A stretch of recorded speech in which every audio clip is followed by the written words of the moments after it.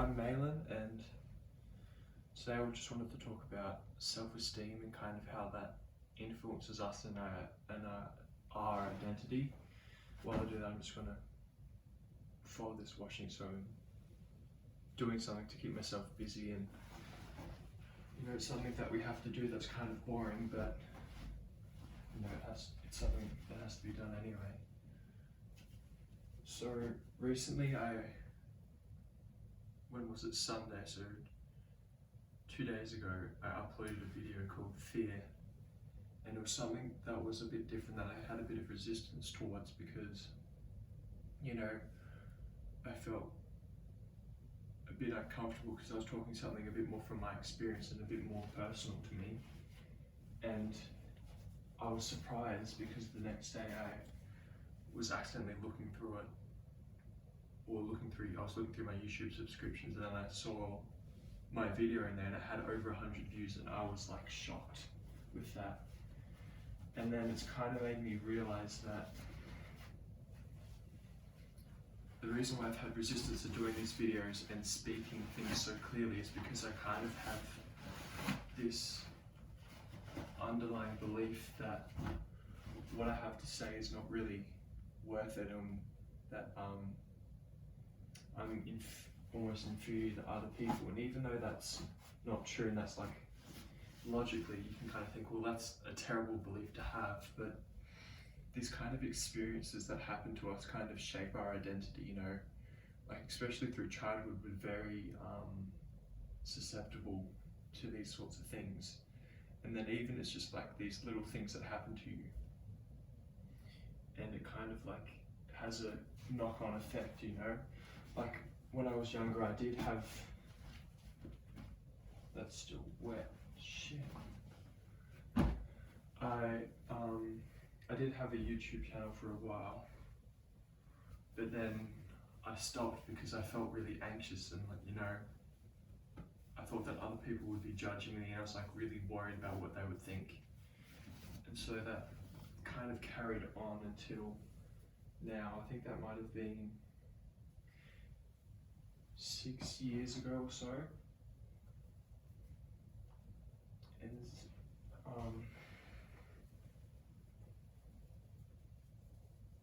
I was kind of shocked, like, I didn't think that any of the ideas or anything that I'd have to say, or even like my plain kind of style of videos, would attract many people onto it.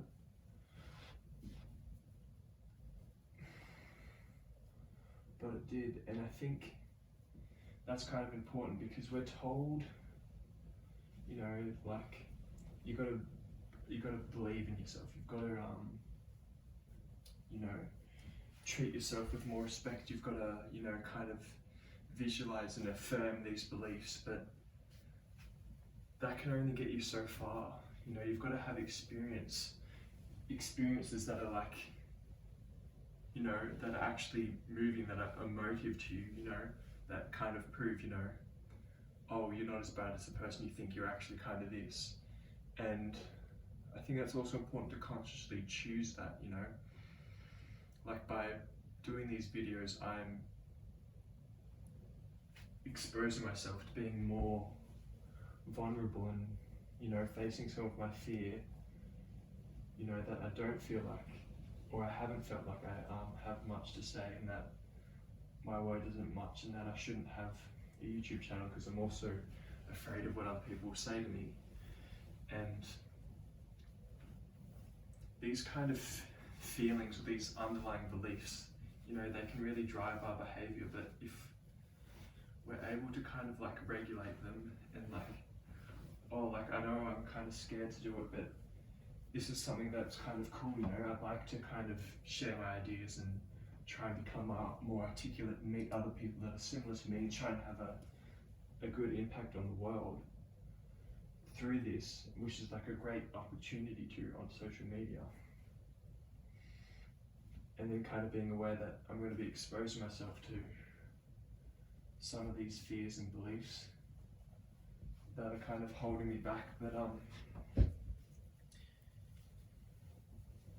it dawned on me that even though it was only 100 views, which may not seem a lot to many people, to me it was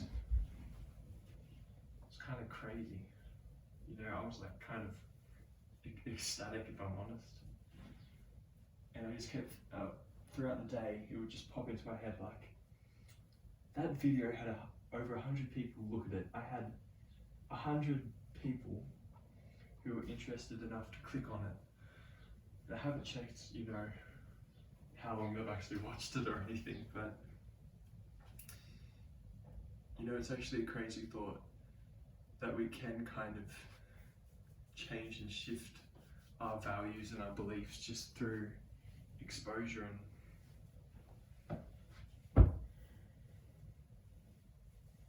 And it was just kind of an eye-opening kind of experience, you know, because we tell all these stories to ourselves, and we tell ourselves all these things, and we kind of have these beliefs, you know, and I've realized that I've lived so long with all these ideas and beliefs in my head, and I've kind of just accepted them like, oh yeah, that's just who I am. But I haven't realized that through exposure to this discomfort of like changing it and facing kind of what you're scared of, like facing that belief that you kind of have that isn't really serving you, and through that discomfort and growing in it, it kind of changes and evolves, and then you get a kind of healthier picture of yourself. But then, you know, we're not exactly our thoughts or our beliefs, you know. Like when we think about life as a whole, we're kind of, you know, it's quite insignificant. Like like none of our things really matter. I don't mean to get too nihilistic, but most things really don't matter. Like nothing really matters if you think about it in the whole scheme of things, in the whole scheme of life. Like nothing really matters. Like there's no real reason for us to be here. There's no real reason for the world to continue on. And it doesn't really make sense. But then that's not something that we should be kind of sad about, because that's like also kind of amazing, you know, like we're actually here, we're actually alive. We didn't choose to be, but we are.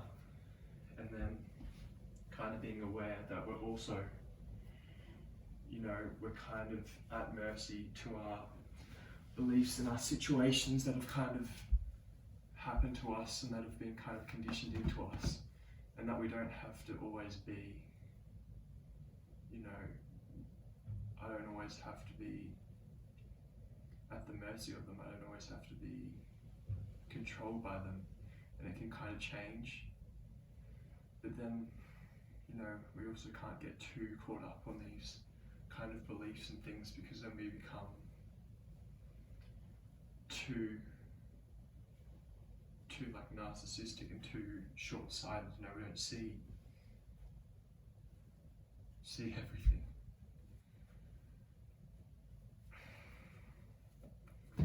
Anyway, that's just kind of an idea that I wanted to share at the moment with what's happened, you know.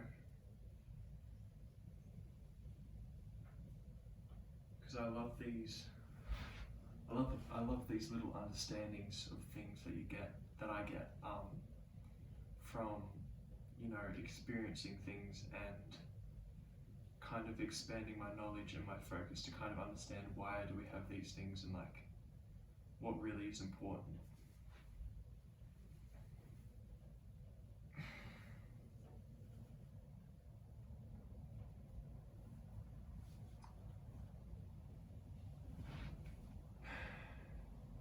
Anyway, thanks for watching if you did.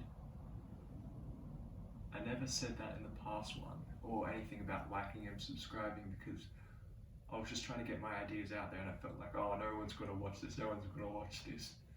But now that the last video's got 100 views, I'm kind of like, oh shit, well I kind of got to put myself out there and say, you know, well, if you do like it, if you do have any ideas, comment on it, like it, you know.